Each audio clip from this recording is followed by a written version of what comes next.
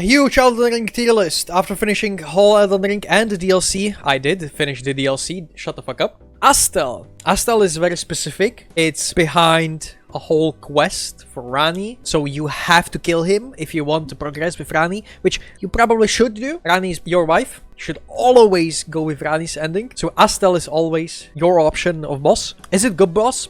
No. No, it's fucking not. Multiple reasons. His attacks are very easy to dodge, are telegraphed kinda good. The problem is there is Meteorite Strike. What the fuck is that? His teleporting, also real annoying, like D tier. Real annoying, just an annoying fight overall, not really funny. Margit, the first boss you ever encounter. It's good statement on how good you are and how prepared you are for the remaining of the game. It's a really good tutorial boss. It has basically everything you need to know about the boss. It's like, it is slow but also really fast. It has the magic and physical damage. So yeah, this is really well learning boss. And as much as I can shit on Margit and his extremely delayed attacks, it's honestly not that bad. Like, actually, it is not bad. Put actually Margit on A tier. Godric, the Grafted. Godric, I think, is extremely underrated boss. Mainly because people kill him extremely fast or extremely slow. You are either way too overleveled for him or way too underleveled. So I think, in my opinion, Godric is extremely underrated. It is pretty well done as well. Like, you can cheese him multiple times. There's like the thing with his fire attacks that basically deals no damage. It's really fun. There's like the whole thing. This is the first like main boss in the entire game, and he can be cheesed by just jumping, which is fun. So I think in my opinion, Godric is really underrated boss. Although it is still annoying how extremely slow his attacks are, and sometimes he doesn't really make sense. So for that, B tier. Renala of the Full Moon. So Renala has two faces. I'm gonna judge both of the faces. Reasoning behind it is because the first face is extremely annoying. Like, it's a good idea, and you can basically one cycle it or two cycle it. The problem is with the students, where most of the times they're behind the bookshelves and just you running around in the circles, just trying to find that the one singular student who broke her shield, which is kind of annoying. I get the feeling that that's what they were aiming for, but it's making the whole fight not really that enjoyable and not of a spectacle as it could be. And then the second phase is just bullet hell, basically, with magic. There is really nothing much to say about it. Yeah, it's decent fight. It's like nothing spectacular. It's nothing really bad. It doesn't have bullshit attacks that doesn't make sense. The fact that she's summoning some of the summons could be argued to be as like, against the learning curve. You're still in like area that tries to like teach you some stuff. So basically like teach you about summoning. This could be the way of seeing this fight. So yeah, overall, like, decent fight. Like, I don't have problems with Renala. I had problems with Renala, but now, like, if I understand, when you start to understand her, it's not really that. It's kind of also fun boss. Tibia Mariner, obviously, S tier. Starscoach Radan also introduces a new mechanic of summoning. You can summon literally a whole squad and make it extremely not that challenging. So Radan is fun in itself. Radan is kind of fun in a way that when you fight him solo, you obviously learn a lot of things. Also see whole other things that you literally didn't get the chance to see. Like, all of his attacks are really well telegraphed, and he has way more openings than you can think. So Radan is really fun to fight, honestly. I found him really funny. Second phase, I have to say, the rolling thingy, I dodged it on my first try, first seeing it, so I'm just that good. Godfrey is my favorite boss of all time. I have to say, his movement is extremely well telegraphed. It is so fun to just cheese him with literally walking to his right side. It's just overall extremely fun and like the best well-made boss in my opinion. Godfrey is just so fun. How well telegraphed he is, how extremely easy it is to know what he's doing, dodge his single attack. It is easily punishable, even when he has like really long combos, but he's still easily punishable with cheese strats. You can cheese him into oblivion. It's so fun to just like walking to right side and strafe him to right side, and he will never like catch you. It's so fun. So Godfrey, my favorite boss of all time. It's so easy to cheese him. It's so easy to kill him. It's so easy. Like everything about him is so fucking easy. That's what makes him such a great boss. If you understand him, that's what makes him really well boss. Morgoth is basically better Margit, but also worse with his second phase. Him being more aggressive, him having really weird combos with like the spinny thingy. I don't like Morgoth, honestly. I like him when he was more like simpler, but now, okay, he's like, now we realized who he is by the lore and stuff like that. I was like, cool, sure. Have more extended combos, have more annoying combos, and just overall be more stupid fucking boss. So that's why I kind of hate him. With also still having the same long preparations. Like I can just put down my control, go outside, find a woman, come back, and he won't still fucking attack me. Probably will also have kids and then die, and then my kids would play this game and still he would not attack me. So yeah, Morgoth. Fight, I guess. Oh yeah, I forgot Radagon's pet, F tier. The worst fucking boss of all time. I hate him. He's just jumping around, fucking input reading you as he can. Glintstone, fucking glintstone fucking shit or whatever it is. So fucking, it was such an annoying boss. The fact that there is two of them is just, yeah, no, thank God. Okay, if I'm gonna rate Noble and Apostle as their own thing, then I think I like Apostle more. It's way more challenging, and it's way funnier to fight him than Noble. Noble, he's fat, so obviously you kinda expect him to like be slow, but he's not. He's actually faster than Apostle, which is not something you would expect from this guy. Yeah, you can argue with things like, oh, but he's not fat.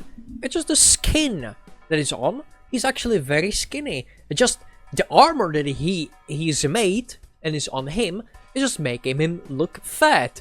Well, I'm gonna say, fuck you, that is bad design. So Apostle like B tier and Noble C tier, even though Noble is easier to fight. Than Apostle, I still enjoy more Apostle than Noble. Fire Giant, first phase, easier than the second one. Second phase, extremely annoying. Also, the terrain of the boss is so fucking bad. I think Fire Giant arena is the worst arena in all of Elden Ring. I'm just gonna say it. It is so bad. It's just not good fight. I'm just gonna say it. The fact that he's so big compared to you, it also creates yet another really bad thing about this fight, which is the camera. The camera is just not functioning with this fight, which is like normal occurrence in Elden Ring and in any forms of the game they've made. The camera is basically the second hardest thing in the boss. The boss itself being the third one, because as everyone knows, the biggest boss of any forms of the game is obviously Michael Zaki. He's the #1 obstacle. So Fire Giant, yeah, not fun, but not also bad. It's like C tier. I'm not getting discouraged fighting him. It's just annoying, running around and stuff like that. So that is Godskin Duo. I'm just gonna put it in F tier. So Godskin Duo is duo boss fight. Obviously. The thing with duo boss fights is they are never made correctly. They're always extremely bad, and that's it. Like, duo boss fights are just not well done in any forms of the game or in any game in general. The only good duo boss fight that worked perfectly from the very beginning and still works to this day is obviously Ornstein and Smoke from Dark Souls 1, because they perfectly correlate to each other. Ornstein is fast, so he's gonna teleport and do really fast combos, while Smoke is fat and is bigger than Ornstein, so he's gonna be slower, but also doing more damage and more devastating damage to the arena as well. Godskin Duo is like, they're both extremely fast, they don't correlate to each other, they are doing basically the same thing they have done as a solo fight, but as a duo fight it doesn't work because there's like a different AI. The AI is the same thing, it's just one is more aggressive than the other, but the other one still has things to like damage you. It's a very stupid fight, it just doesn't work with each other, and it's just a bad fight, that's it. Melikath and Beast Clergyman. I hated this fight, especially Melikath. Melikath was one of those bosses where, for me, it was impossible to play it on 30 FPS. I just was not able to, like, observe him. Now, I finally understood that fight, and I finally understood Melikath as a whole, and I finally saw why Melikath is such a great fight. Not Beast Clergyman, though. Beast Clergyman fucking sucks ass. Melikath on the other hand, is really fun to play, is punishing because you've made the fuck up, not because the fight is bad, but because you are bad. That is well-made boss. If the boss itself made you think, okay, I fucked up, not because, okay, this boss is fucking retarded, that means the boss is really good. So Meliketh has its own thing, S tier. But that is Beast Color Juven, so I tier. That puts him really down. Gideon! I've never fought this guy. I cheese him every single time and try to do the one-shot trick. After all, I'm using Bloodhound Fang, so I can. So I don't know, but I know he's really stupid and I don't like him. Which is also the reason why I'm always cheesing him with the one-shot build. I don't want to deal with his bullshit. Ever. That gets us to Godfrey, the first Elden Lord, and Horror Lou. There's also one of the fights that I personally hated, just because Godfrey was just overall extremely aggressive, and Horlu was even more aggressive, and he always had or always has the attacks where he basically goes as close to you as possible. It is still the same as Godfrey. It is very similar to Godfrey. It just has some couple of changes that made this fight even better, actually. If Godfrey was just as his own thing, it would be the best fight ever. Like, honestly, it is a really good fight. So for Godfrey, like God tier, definitely God tier. Horaloo was my least favorite fight of all time, just because how extremely aggressive he was, how he always like was next to you. He was literally sniffing your face. That's what I hated about him, because okay, with almost no reaction timing on 30 FPS and being tilted every single time, it's not fun to play it, especially with this type of fight. So Horaloo broke me, but now when I finally see it and understand this fight, it is not easy per se, but I can finally understand him more and see all the good things about Horaloo that I've never seen before. Horaloo is just really good fight. It really is. It is extremely aggressive. It is aggressive more than actually Godfrey, but that's because it's how he fights. He just goes into your face and just suplex you. So I love him. Godfrey with Horaloo is best Elden Ring boss. It is my all-time favorite boss. Rykard, S tier. Rykard is such a unique fight. It is the only fight that has a different approach. You have to use a specific type of weapon that works only in that fight specifically for Rykard. He has pretty simple combos. His second phase is extremely annoying with the skulls and stuff like that, but you can actually cancel it if you know when and how, so it's not really that bad of a threat. And also you can just go as far away as possible and just run in circles. That's how you dodge it. So as the Rykard goes, it is extremely well made fight. That gets us to Nile, Commander Nile, D tier. I loved Commander Nile, but then there was the problem where I realized how stupid and just bad he is. Solo, obviously, if you don't have summons. The fight is just you waiting for one specific combo he's doing. He always surrounds himself with the Blizzard, which obviously makes Frost. So it's not really fun, and he's done that every single time. He's doing it every single time. He has other thing that he can do, which is like poke you after his combo, but it's like 50-50. You don't really know what he's gonna do, and it's like you either can punish him or you will get just staggered and frostbite, which is not really fun. And this is just waiting game, and it's not fun game. It's so bad and you just don't like it anymore. Moga, yeah,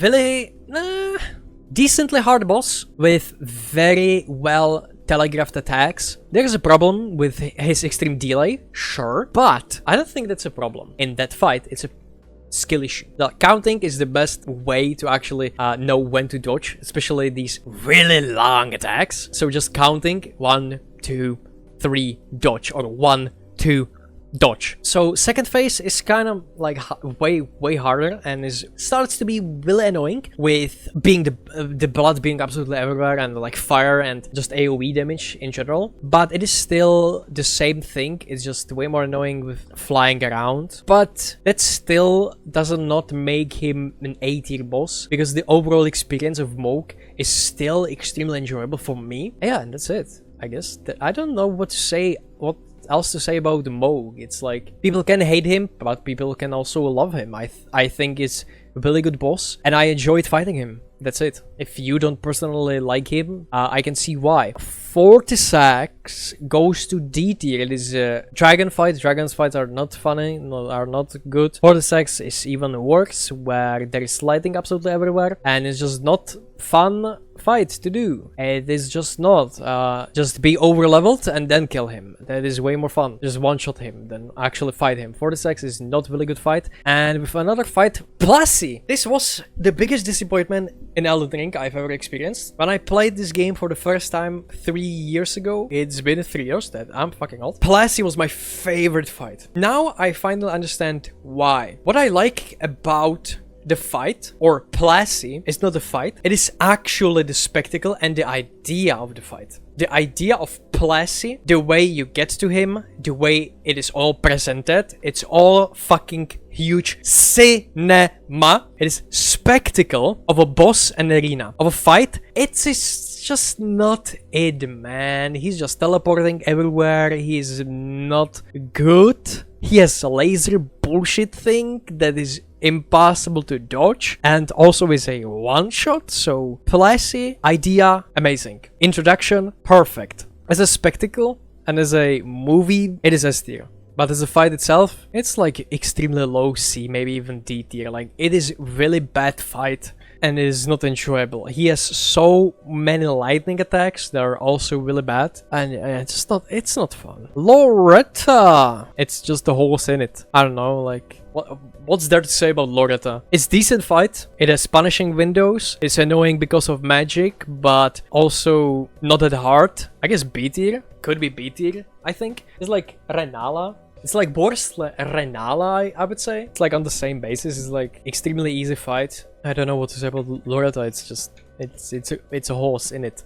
And then Radagon, S tier. I hated Radagon. I hated his delayed attacks, but after finally understanding the fight, it is definitely an S tier. Like, Radagon is the final boss of the Elden Ring. Radagon is what makes me feel something, and it is just overall test of your skill, and that's what I liked about this. There are some things bad said about him, like, yeah, he has extremely delayed attacks, sure, but he has all good redeeming qualities. Being, he just looks goddamn fucking awesome, doesn't he? Yes, I'm saying he because it's Radagon. Shut up. Radagon is just well-made fight. It is the final fight for the Elden Ring, and it should have been the final fight. Unfortunately, it is the second phase. Thank God they've separated them. Elden Beast, D tier. No, actually C tier. Elden Beast definitely goes to C tier. It's like, it's just an annoying fight how he always just flies around and like he's under different like at that point just teleport to a different arena. Like, man, please. Extremely annoying. Unfortunately, this is the final fight of the Elden Ring. Like, I can see why people like it. I just don't like. I think the fight is good. I think his attacks are not that bad. They're well telegraphed and they're easy to dodge and understand. It's just the fact that he flies around the whole area and the fact that his only thing is he's big. He has big arena, but he will fly away every single time you try to punish him for anything. Malenia! For what Elden Ring brings you, all the possibilities to cheese and using summons and throwables and other buffs, it is easy fight, actually. It is way easier than it seems like. Malenia is not hard. What's hard about her is to understand her, which is she can chain combos into different combos, and she can seemingly use one combo that you already know into a different combo. That's what I like about Malenia. The fact that she always uses something else. The way she is that every single boss he has a certain combos that he's gonna do, and you kind of learn them systematically, and then you learn how to dodge them, and then you know, oh, when he's swinging from right, then you know when to dodge, and you know how many times you have to dodge. When Malenia does this, when Malenia, let's say, jumps to left side, she doesn't have, okay, when she jumps to left side, she will do her double slash. No, it's like she jumps to left side and then she can do whatever she has in her arsenal. She always chains her attacks and makes the combos so unpredictable. That's what I like about Malenia. The fact that she is not predictable. That's what makes her good. She's a boss that wants from you full focus and then nothing else. You have to fully focus on that fight, on her every single movement, and answer correctly to her every single attack. That's what I like about Malenia. Those are her redeeming qualities. Her bad side, though, is obviously Waterfall Dance. I don't know what they were smoking, but I believe that attack was designed not to be dodged. It was designed to always hit you. Always. And I don't think that's a good approach to a really hard boss when there is a one attack that is always guaranteed to hit. Quite frankly, I think that's a really bad design. You can play this fight extremely well and then she just jumps to the air. And now you know you're gonna get hit. Even worse, you're gonna be killed because it still deals so much damage and every single time you get hit, she heals. I don't think the healing is some bad idea or it makes the boss fight worse. I think it's actually quite good idea. Healing after each hit kind of makes this fight proving my point that you need to be full focused and you need to answer to every single attack. Hence, if you didn't, then you not only get punished by being obviously attacked, but also you getting more punished by extending the whole fight. I think that is really good, but because there is waterfall dance, I don't like it. I just don't like waterfall dance. Second phase is good. It just, again, the waterfall dance. It's just overall not fun. Waterfall dance, just one singular attack can like destroy my whole interest in this boss. I think she's still very interesting and I think she's still very good. It's just that one single attack makes this fight not fun and something I don't really wanna experience again. As much as I love Melania, the way she is and the idea behind her and that it's not really a fight about how bad or good you are, but it's endurance fight, I have to put her in A. And let's get to DLC. Let's fucking go. Whoa. Hell yeah, DLC. So, first, Divine Beast, the Dancing Lion. Kind of like the first introduction to the whole Elden Ring. And I don't like it. I also think this is the worst fight in every single one of them where the camera just doesn't feel good. Mainly because he's just always jumps around and he also does weird attacks that are directly above your head and you don't see anything. You literally don't see anything. So again, this is one of the bosses where the camera is the actual boss than the boss itself. So I really dislike this boss. I really do dislike him. Not as much as to put him into D tier. I honestly do want to love him. I think he has one of the better OSTs, but yeah, that is Divine Beast Dancing Lion. It's just not fun. Relana though is the greatest fight in this whole DLC, with obviously Mesmer, but we'll get to that later. Relana is such a unique fight in the way that it feels like Melania in a way. It does feel like Melania, but without any bullshit attack that punishes you for just playing the game. Relana is, yeah, just overall really good fight. I don't know like what to say. It's like everything is extremely well telegraphed. Everything like chains together kind of weirdly. She can chain like 3 different attacks into one singular combo. It's like, but once you start to understand her, it is so satisfying. It is actually so satisfying to understand this fight and to actually play the fight itself. Once you have it in your hand and you understand the fight and you start dodging her stuff, that's when this fight finally clicks. And that's when Relana becomes the great boss as she is. Her second phase with the magic, also not bad. Finally, magic. Golden Hippo. I don't know what to say, it's a hippo in it. It's extremely annoying. I played it after all the nerfs to him, so he no longer has the bullshit grab attack that was almost impossible to dodge. It's easy to understand fight. It is easy to understand and easy to dodge and easy to kill him. It's just not the fight, is it? It's like I don't like it, but I don't hate it. I think it's on the same scale as these things. It's like it's bad, but not bad enough to be extremely bad. And it has some redeeming qualities that are good. Maybe, nah, Golden Hippo is actually like, it's just easy, overall easy fight. This should not even be a boss fight. With that said, Commander Gaius, one of the worst hitboxes in all of Elden Ring. I highly recommend watching this video by Bay1, Bay2, where you will understand why Commander Gaius is actually so fucked up and it's not a real fight. Yeah, it's just not fun. It is not a good fight. It's just not a good fight at all. It is not fun. It is not a good fight as well. It has the worst hitboxes in all of Elden Ring for some fucking specific reason. It has such a weird combo with him going insane. Like, it's such a weird thing. This guy is just such a weird thing. And it definitely goes with Golden Hippo being the worst fights in the DLC. Skadu Avatar. I don't know. I don't know.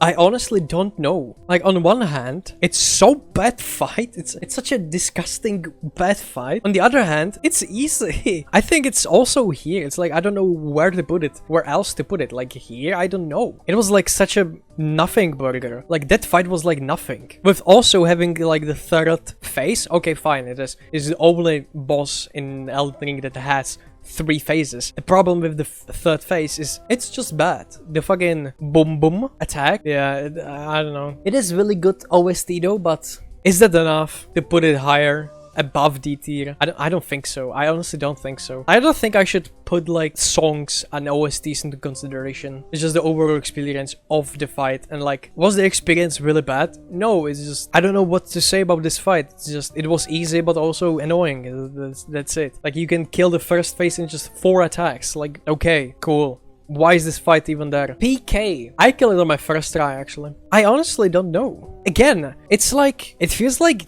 these fights are like, why are you even there? Why are you even in the DLC? What do you bring to the DLC? Like, honestly, I don't think it's bad as these 3, but it's also like, it's annoying how he runs around all the time. The blue, the blue fire, sometimes weird to dodge. It's, why are you there? Like, why? Why are you there? Midra. I would actually say S tier. It is such a great fight. It is like an extremely well-made fight. It is. You see the clear punishments. It is punishing you for not understanding the fight, and that's it. That's the only thing you need. This is the thing that you need for a good fight. See the punishment windows, not being bullshit, and that's it. Every single attack is well telegraphed. You can know what he's doing. You can dodge according to that. It's just well-made fight. Yeah. Bale.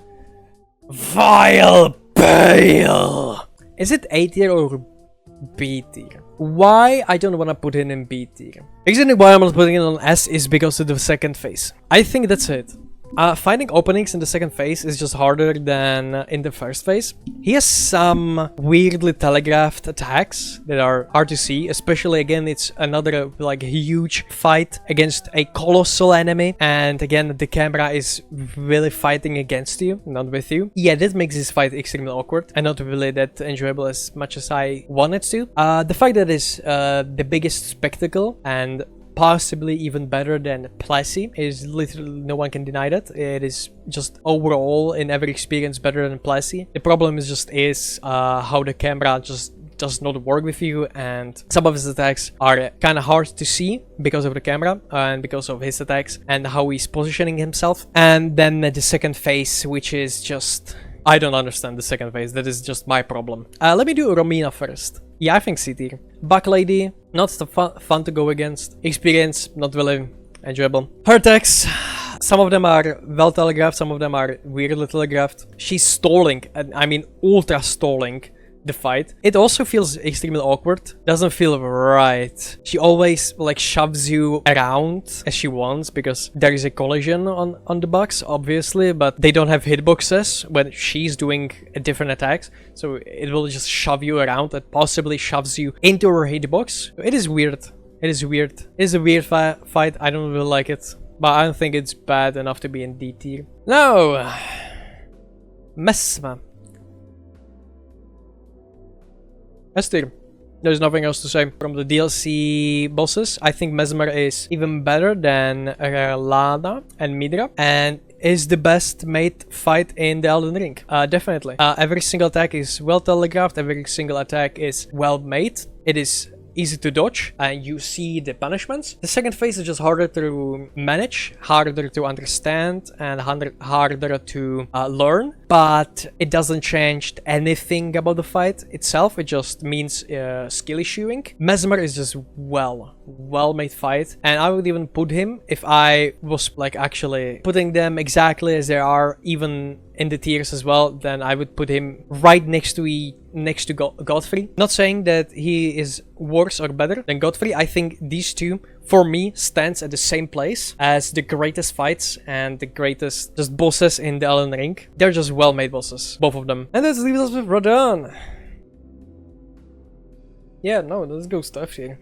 I hate him. I just do hate him. I think the second phase is just the most unfunny thing ever. And keep in mind, I play this post-nerf. I'm playing it in 2025. That's when Radahn is ultra nerfed into oblivion. He's not as bullshit as he was when DLC released a year ago. This is post-nerfs. This is when Radahn is the easiest. And it still feels so bad. First phase, not that bad. Second phase, ultra fucking stupid. Most retarded phase I've ever seen in my entire life. Just everything is horribly telegraphed. The boss just feels so bad. It doesn't feel...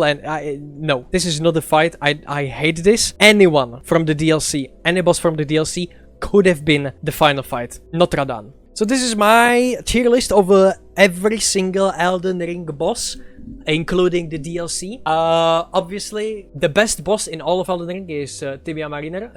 There is no doubt about that. He's just the GOAT. So yeah, this is my tier list.